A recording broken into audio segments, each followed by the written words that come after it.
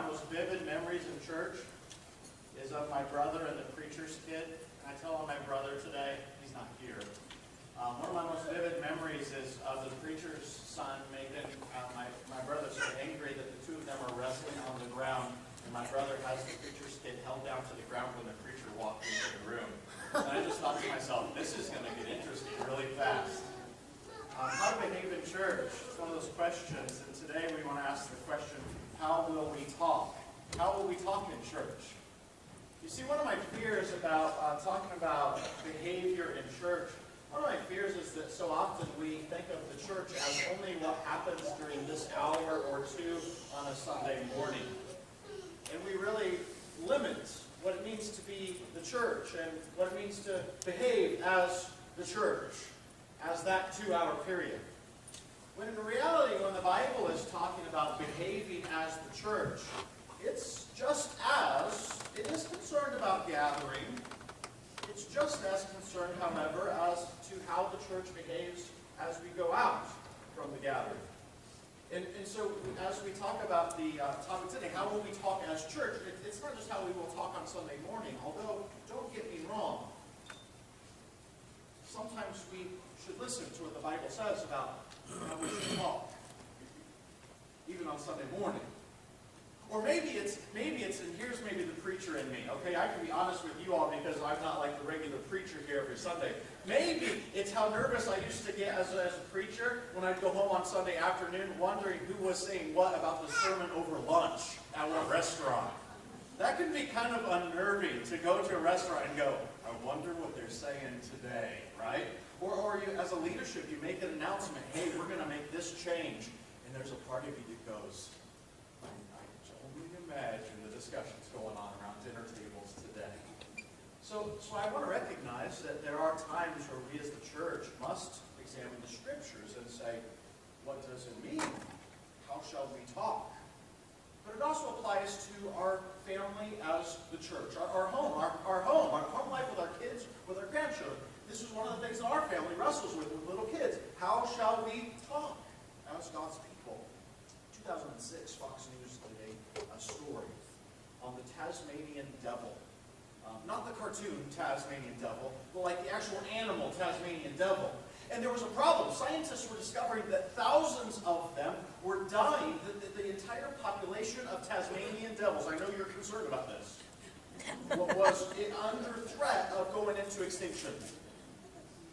And here's what was happening. They couldn't figure this out for a while. These Tasmanian devils had this cancer on their face. Now, if you look up the news story, cancer on their face is pretty disgusting. Right? I didn't show you this on Sunday morning, right? Because you just had to bacon and eggs, right? But just think of like rotten bacon and eggs. I mean, you got cancer growing on their faces, and they couldn't figure out what this was spreading and how this was spreading until they finally sat down and started studying this community of Tasmanian devils. And one thing you know about if you know about Tasmanian devils, one thing that you will know about them is that when they get upset with one another, when they're feuding over territory, or whatever else they feud over, the way that they fight is they actually bite one another on the mouth. I mean, it's kind of like a kiss, but at the same time it's a bite, and I don't know where to go with that. And so these Tasmanian devils would bite one another, break the skin open, and this cancer would spread from one to another, and this cancer was killing them. As I'm listening to the story, I'm going, oh, I've seen that happen. You ever been a part of a community? I don't know. Have you ever been a part of a community where the cancer of what the mouth is able to say spreads? Have you ever been a part of a community at workplace? You just go, I don't even want to go to work. Maybe it's one of those environments where you go, I don't even like the tone. I had a house that was 2 houses down from us growing up, where there was just this tone, and I remember that tone as a kid going, I don't even want to go there because of the sound that is there. Proverbs 18:21 says this, the tongue has the power of life and death. Took my son to the doctor. Yeah, I probably gave it to Zach. I don't know. Took my son to the doctor, and what do they do when they're checking for things like strep throat? Well, they take out one of those popsicle sticks, and that's what they are, a giant popsicle stick. And I don't know, those things seem to be like super freeze dried. Because what happens when they put them on your tongue, right? You put them on your tongue, and all the moisture moisture in your tongue instantly gets sucked off of your tongue, right? It's like, right? That's what happens to my son. And then they stick a swab, a Q-tip swab down in behind his tongue and swab out his throat. I mean, his eyes almost popped out of his head, right? And so why are they doing that? Why are they looking behind his tongue? Well, they want to see what's wrong. That's what the Bible says. The Bible says that the tongue is the symptom of something going on far deeper inside of us. The tongue, the fruit and what comes out of our mouth is symptomatic of something going on inside of our heart. And so today we want to examine not just the tongue, but we want to look behind the tongue and examine the heart. One of the analogies or metaphors that I've used in my life and thought often about, even when it comes to how words feel, and even as I give words to my children, to my wife, to peers, is that I really need to be aware of this fact, that encouraging words tend to be like balloons, right? I mean, I can hand my daughter, like at the basketball game yesterday, right? I can hand her a word and say, oh, that's a good game. To my son, that's a good game. And you kind of see him just kind of get lifted up by his words, right? Right? Hey, man, that really looks good on you today. Those words kind of lift us up. Well, what happens when we hand someone a brick? Balloons or bricks, a discouraging word. Man, you hand someone a brick and it just like weighs on their shoulder. Here's what I've discovered in my life, is that it takes far more balloons to outweigh a brick, doesn't it? I mean, man, I used to get like compliments, walk out of a church service and it's like, good sermon, man, good I enjoyed your, and it only took one person to go, man, I'm not growing at all. I mean, you go, oh, and guess which comment? I mean, I get cards from people, letters from people of encouragement. I had a lady in our church as a young minister who wrote to me almost every week, just a letter. Hey, thank you for serving our church. Thank you for doing what you're doing, praying for your family. But I also had a few people who every now and again would write a note, usually left unsigned. Guess which note weighed the most? It was those discouraging words. I need to be aware of that my words have power to lift someone up or to weigh them down. Our text today is also found in the book of Ephesians. Paul is writing to the church, how to behave in church. We're going to open up, if you have your Bibles, open up to Ephesians chapter 4. We're going to be starting in verse 29, and we're really just going to cover verses 29 through 32 today, this morning. But listen to what Paul says here. He says, let no corrupting talk come out of your mouth, but only such as good for building others up, as it fits the occasion, that you may give grace to those who hear. Now we're going to go on a little bit further, but that's really the phrase, the sentence, the verse that I want to land on. Let's come tear that apart. First of all, one of the things I need to discover is my words have the power to rot. It doesn't happen right now, but I have this habit of having trash bags in the summertime that don't quite make it to the dumpster, but maybe sit next to the dumpster. And flies gather around them, and this soup kind of just begins to form inside of that trash can and flow down to the bottom of the trash bag. And when I pick up that trash bag, it's kind of just this substance that flows out. I don't know where it comes from. It flows out of it, but there's flies to like that substance. Have you ever had one of those trash bags? At the same time, words can cause that same kind of substance to go inside of our spirit and inside of our heart. Have you seen that take place? This idea of rot is a pretty powerful metaphor. There was 2 Christmases, I think, in a row. I remember one of them very clearly. But 3 times our sink in our old house had backed up. And I knew what the reason was. In fact, when it happened, when the sink backed up in the kitchen, I went to the master bathroom, and guess what? The sink in the master bathroom was backing up as well. I'm like, oh, it was Christmas. Family was on their way. So I put on my winter coat, I put on go down to the crawl space jeans, I put on my headlamp, and I got my bucket of tools. And I went down Christmas Day down into the basement. Now here's what had happened. Our garbage disposal had a habit of like eating things, but also shoving them so far deep into the pipe that it clogged everything up. And so I knew what was coming, is that anything we had eaten in the past like 24 hours was now backed up and stopped into this pipe. And here was my job. I had, because of experience in the past, built a plug in the pipe down in the crawl space that I could unscrew and it would allow all of the pressure and everything that was in there to like flow out. Well, the problem is that my finger slipped. And as I'm unscrewing this plug, the plug, I usually have a pretty tight grip on it and hold it and it kind of move out of the way. This time it slipped out of my cold hands, and I was there at the receiving end of this pipe. As on Christmas Day, I was given the gift of roast and soup and warm water, and who knows what else was in that pipe. And I just remember sitting there in the crawl space going, oh, why me, right? And at the same time, sometimes I realize people are on the receiving ends of words from me that feel that way. My fear is that too often it's those that I love the most. Too often it's family, it's kids. Sometimes it's even those in the church that we speak that way. Let no corrupting talk. It's almost like he's talking about a corrosive material, an acid that comes out of our mouth that causes someone else to corrode. Could I put a mental picture in your mind? I've been wrestling with this just this morning even. If everyone is created in God's image, I realize they have a sinful self as well. I want you to put a little picture of Jesus above everyone. I mean, I realize you don't know what Jesus looks like, but we've all had pictures of what he might look like. Put a little picture of Jesus above everyone's head. So as I look at you, I see a little picture of Jesus above your head. As I look at you in the back, a little picture of Jesus above your head. Now here's the problem. Everyone's created in God's image. But sometimes my words corrode and make them feel like they're not created in God's image. And so I pour a little acid over that picture of Jesus, and that picture corrodes and erodes away. And you can kind of picture like a rock that's eroding away with weather. This person who should know that they're created in God's image, but my words have a way of eroding that away from them. That's a scary thought, isn't it? Now here is why Paul says this is such a big deal. Our job as Christians is to show people, to paint the picture of who they are in God. To show the picture of how God thinks about them. And to show the value of who they are to us as people. And so maybe they're younger than us. They don't do everything the way we like them to do. But at the same time, we hold them up because God values them. Maybe they're older than us. Maybe they're different than us. Maybe their skin color is different than ours. Maybe they bother us. You ever have people who just bother you? Man.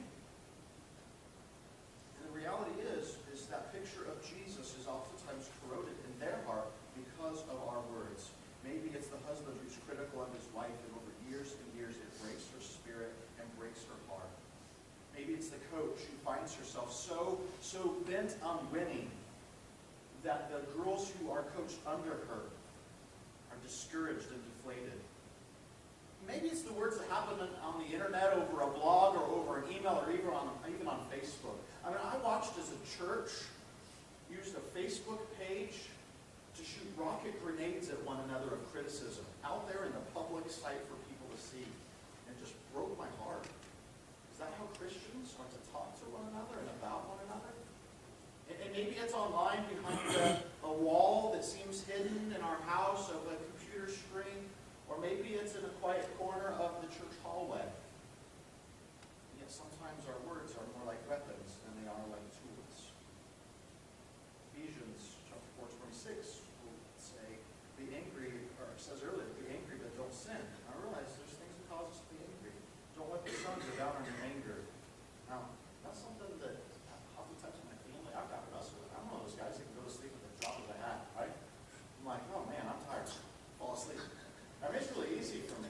And this is something that, I just have to continually have God convict me of, is that if there is something going on in our family, I need to resolve that. My family deserves that. But your church family deserves that as well. Now, the verse that goes on says, do not give an opportunity to the devil. See, he's waiting for that opportunity to get his foot in the door, to divide and corrode, to disrupt. Not only the church family, but families, communities, businesses. Have you been a part of the workplace? James chapter 1 says, my brothers and sisters, take note of this. Everyone should be quick to listen, slow to speak, and slow to become angry. And that doesn't always describe me. But I think it does describe Christ. And I'm trying to be. So maybe you've been a part of a community that has been been ripped apart by criticism, or maybe a community that has been poisoned by gossip. There was a beauty parlor. I don't typically go to beauty parlors. I'm kind of a cost cutters kind of guy. Make sure to get my price cutter $8.99 coupon before I go. And I go and I say, same haircut I always have gotten for 10 years. I'm just a boring guy. But the beauty parlor in Iowa, Mildred Pfister's Beauty Parlor, had a news story written up about it. Here's why. The number one rule in her beauty parlor was this: no gossip. There was a columnist who wrote an entire article about this. The opening line was this: this is a beauty parlor. Gossip is as basic as in a beauty parlor as a blow dryer. And unfortunately, sometimes, as a young kid who grew up in the church, sometimes gossip is expected and seen in the church as it is in the beauty parlor. And the Bible speaks against these kinds of things and the way we use our words these ways when it comes to unhealthy criticism towards our leaders. Hebrews says, obey your leaders and submit to them, keeping watch over your soul. They keep a watch over your souls. They'll have to give an account. And here's what it says: let them do their job with joy, not with groaning. I've been a part of an eldership and part of the leadership and had elders working with me for the past decade. And let me tell you, sometimes it was words of people that hurt those men the most, that hurt their wives, that stood beside them. They were volunteering. Sometimes it was words that made them go home and go, why am I doing this? Why am I serving and sacrificing in such a way? Sometimes I think we as a people, even in American culture, criticize rather than honor our leaders in such a way that's dishonoring to God. So my question, as I look behind the tongue, how shall we talk? Is it corruptly talk? Psalm 141 verse 3 is a good prayer. Listen to the psalm. Psalm 141 verse 3. Set a guard over my mouth, O Lord. Keep watch over the doors of my lips. Isn't that a great analogy? Hey God, I need you to just set someone to just put things back in that shouldn't come out, right? So I want you to picture Jesus standing in front of your lips, all right? You're about to say something, he's like, and you're like, okay, Jesus. I mean, sometimes you need that, right? I mean, I understand this. Sometimes you need that. And that really is this prayer that needs to be on our heart as well as on our lips. It's hard. As we look behind our tongue because we see our heart. And if you're like me, our hearts aren't all that they should be. So Paul says sometimes our words corrupt and wrong. Well, let's move on. Let's move to the positive side of this. Ephesians 4:29. Let no corrupting talk come out of your mouths, but only that is good, such as good for building others up. Now, this is a house metaphor that Paul includes here. Only use words that are useful for building things. Now, my son and I love tools. My dad, my grandpa, they were carpenters and mechanics. They taught me very little of all of that. I have a lot of tools and very little know-how. But every now and again, I know what tools to pick out. And it's important to know what tools to use. And I'm trying to teach my son that. When do you use a screwdriver? Well, here's where you use a screwdriver. When do you need a drill? And so my 4-year-old comes along with me. Well, here's when you need a drill. And he's like, power tools, right? When do you need a hammer? And I'm teaching my son to use a hammer a year ago in the garage, and he hits his thumb on the nail, and it breaks open the skin, and he cries, and I'm like, that's what it means to be a man, son, right? And so there's all of these moments in time where I'm teaching my son, here's the tools you use to fix things, to build things. Now, here's the reality. So often I need to evaluate my words and ask what words are fitting in what occasion to fix things, to work on things, to build things. Because the reality is in the Bible, there's all kinds of tools that we can use. And probably the best example of this is the word encouragement. Because encouragement has multiple layers of meaning. Number one, encouragement can mean, man, that dress looks really good on you. It doesn't make you look fat. Wait, maybe I shouldn't have said that, right? So there's lots of ways encouragement can mean this. Great game, you're doing a great job, great sermon. Wow, that was a great decision. Wow, those are great things. That encouragement, a balloon hands to someone, and you lift them up. That's encouragement. But in the Bible, this word that's translated encouragement can also mean to challenge someone, to encourage them like a football coach when he gets on their face mask and he looks at them and says, you can do this. Go out there and do this. You ever had to encourage someone that way? To get in their face, not for your sake because you're angry with them, but for their sake because you want to challenge them to go and finish the task. And so Paul says, finish the race. And Paul sometimes is blunt and he's in the church's face, but the goal is to get them to become more like what Jesus wants them to become. So I want you to understand, sometimes it's important for maybe a dad, a grandpa, a boss, an employee, church member, a leader, it's important for us to evaluate what tool and the nuance of that communication tool we pick out at certain times. At times, you are the one who disciplines or trials. But you're also careful with your tone. And I struggle with that. What tool do I get out? Do I get out the drill or the screwdriver? Do I get out the hammer? Maybe it's time for me to get out something that is ointment, that heals. I mean, even the Word of God is this way. As we look at the Word of God, we look at this idea that all Scripture is God-breathed. We know that. And it's useful, Timothy, Paul says to Timothy. It's useful. It's like a tool. The Word of God is useful. And then he says for teaching, but also rebuking, for correcting, but also for training, for righteousness, so that the person of God, the man of God, might be thoroughly equipped for every good work. So let's just take this verse about the Word of God and apply it to all of our words.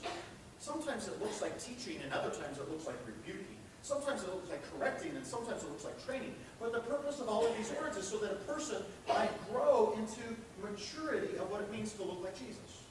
That's the house we're building. And as a church, that's the house you're building. It's not getting your way. It's looking more like Jesus. In your family, that's the house you're building. It's not getting kids to conform to your will or your desire. It's to get them to look more like Jesus. I love what Hebrews says. One of my favorite verses. Hebrews chapter 3:13. Take this verse, put it in your pocket. Hebrews 3:13. Encourage one another as long as it is called today. I love that verse. How often is it called today? You wake up and you're like, oh, I better check my calendar. Oh, it's today again. How did that happen, right? You go to bed, maybe tomorrow I won't have to encourage anyone. Right? You go to bed, you wake up again. Oh, it's today again. How did that happen? That's what the writer of Hebrews is saying. Encourage one another as long as it's called today, so that none of you will be hardened. Proverbs 12, reckless words pierce like a sword, but a tongue of wisdom brings healing. Words have the power to build. One of the things I discover about my own heart is it the desire of my heart to get people to do what I want them to do, to control them with my words, or is it to turn them to Jesus? Is the power of my words to serve myself? And these are the hard issues. Can we get to the heart and look behind the tongue? Because here's where when I examine my words and they aren't coming out like they should, they're more like that pipe down in my false face. What I discover is more often than not, it's because I'm trying to serve myself, my agenda, my needs, versus the needs of someone else. Trying to conform them into my image for them, rather than into God's image for them. And so Paul says, I'm going to use words that are helpful for building others up, as it fits the occasion. That's the choose which tool to use. The NIV translates that according to their needs, not my needs. So use the tool to build up according to the occasion, according to their needs. All right, moving on. Build them up only as it fits the occasion, that your words may, Paul says, give grace to those who hear. Now you know this, our oldest daughter is named Grace. And the reason we named her that is we had troubles having children at first. And we didn't know that we were going to be able to have, there was that moment where we were like, are we going to be able to have kids? And so when we had our daughter, the word grace is the word gift. And we have shared that with her over and over again, that she is a gift to our family. But this verse says, my words have the opportunity to hand out presents to my family. It's a powerful image, isn't it? I mean, did I have the opportunity with my words to walk around handing out presents to people? I've heard someone say, wow, I wish I was rich because at Christmas time, I'd go give people hundreds of dollars at the store and they could give gifts to their family and it'd be great and be generous. The reality is you have a plethora of words. Some of you way more words than others, right? And your words have the opportunity to be a gift or to be a curse. Do you hand out presents with your words? To your children, to your spouse, to your friends, to your church. You see, it's Jesus who gives undeserved gifts, grace, right? People didn't deserve what Jesus did. People didn't deserve. The world didn't deserve what Jesus did. You didn't deserve what Jesus did for you. And so as you go, do you see that as how you hand out your words? You wrap them up and you gift them to people. Because I'm afraid what happens more often than not is what we see in verse 30. Verse 30 says, and do not grieve the Holy Spirit. How do you grieve the Holy Spirit? Let me ask you this, what's the context of that verse? It's this corrosive talk that sometimes pervades in the church and in the community. Why does God cry? It's because we tear down his image inside the hearts of one another. It grieves him.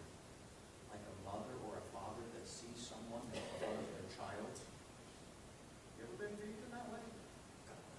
Had your son or your daughter come home from school and they say, through tears, let me tell you what one of my classmates said about me. This text says the Holy Spirit grieves. But all bitterness and wrath and anger and clamor and slander be put away from you along with malice. Verse 32, be kind to one another, tender-hearted. And then maybe to cap it all off, I want to close with just this phrase, forgiving one another. Maybe the greatest gift you can give in words comes in this word. Forgiving one another, just as Christ forgave you. The reality is that we will hurt one another with our words. Sometimes we'll use what was meant to be a tool for a weapon. And we will hurt one another with those words. I think that's why Paul in this context says, yes, it grieves the heart of God. But it also is a call for us to forgive one another in the same way that we've been forgiven. So sometimes when I look behind my tongue, here's what I see. I see a person that isn't who Jesus wants me to become. And so once again, I have to come to the foot of the cross and hear those words that come out of Jesus' lips. Do you know what words I'm talking about? To hear those words that come out off of the lips of Jesus. What does he say? Father, forgive them. Isn't that a gift on the cross? Father, forgive them, for they do not know what they're doing. Father in heaven, we pray that your grace, God, will be sufficient for our sins. We thank you for your grace. Because every day, God, we come to you and we have failed. God, your word teaches us that more often than not, it is with our words. And so, God, we come to your cross and we hang on those words of Jesus, forgive them, for they don't know what they're doing. But God, we also pray that we might learn,